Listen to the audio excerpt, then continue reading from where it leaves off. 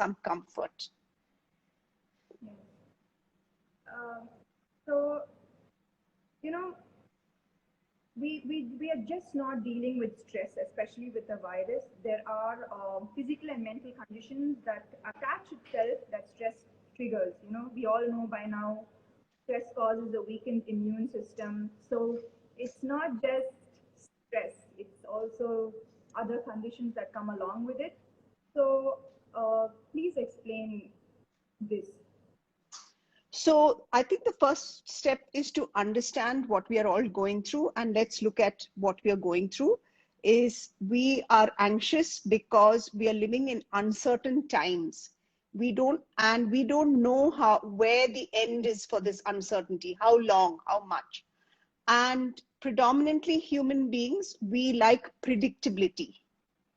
And therefore we are feeling out of control. And when we feel out of control, our stress primarily plays out mostly in two ways. Some of us become over-functioning and some of us become under-functioning.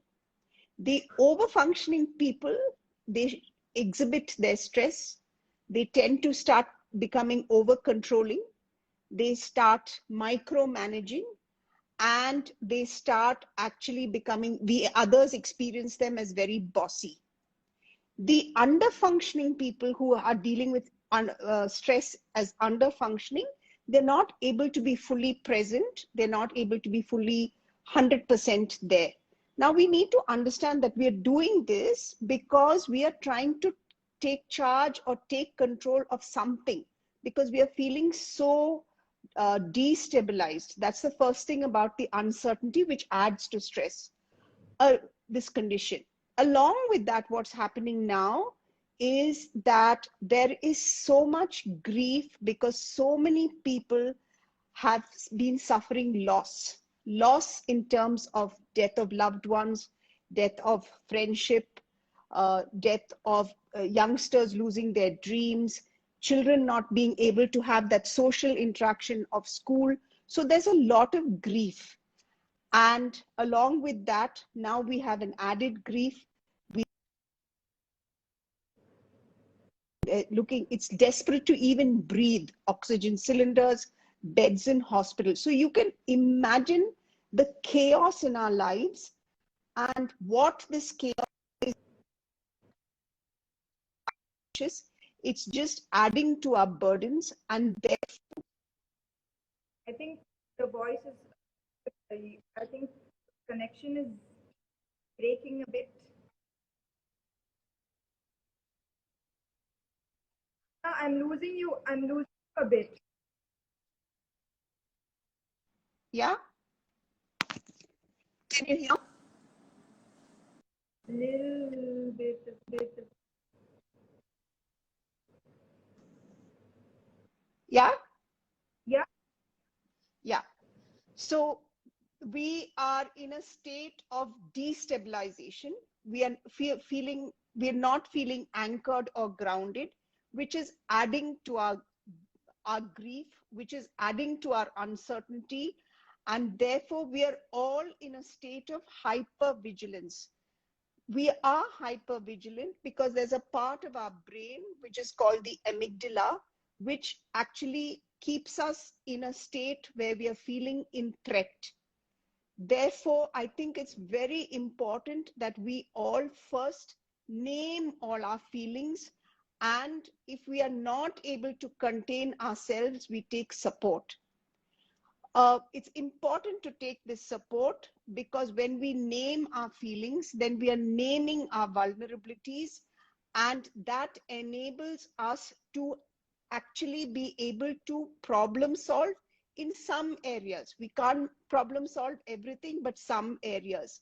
So I think we are in a crisis, and I'm really happy that you brought up this Insta Live, because along with this pandemic, mental health experts are now warning that we are going to have what is called a shadow pandemic. That is, Sorry. What say that was? so a shadow pandemic is where people actually have mental health issues. America has released some data. In America, it's 1 is to 3. That means every third person is going to have some mental health issue. I think in India, we are going to have a lot of issues, not just now, in the coming months, even when we've recovered from this, because we've had such negative experiences, and it's going to be like that for us. So I think this is something. So it's really important for people to not think that they are alone in this, you know. So I think there is still so much stigma around it. There is, when, you know, physical health and all the other issues are in on the front stage, you know, but mental health, somehow people just brush off saying it's okay. But I want you to explain how mental health is connected to everything else. So we can't separate physical health from mental health, simply because we need to understand that they're closely interrelated, and each supports the other. If you want to have your immunity rise, you need to have good mental health. When we are anxious, certain hormones that we term as happy hormones are minimized.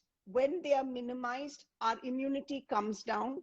When our immunity comes down, we are more prone to getting attacked by the virus. So you can't separate the two. That is why all of us who are mental health experts are saying, do not separate physical from mental health.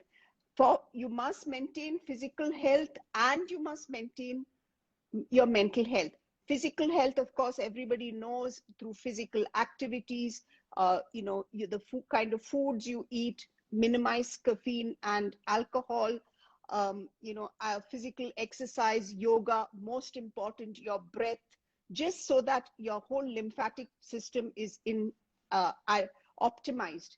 Mental health is taking support. And just like you said, Sam, to be able to reach out and take support and expose and share your vulnerability, name whatever you're feeling, because diverse people have diverse feelings and experiences.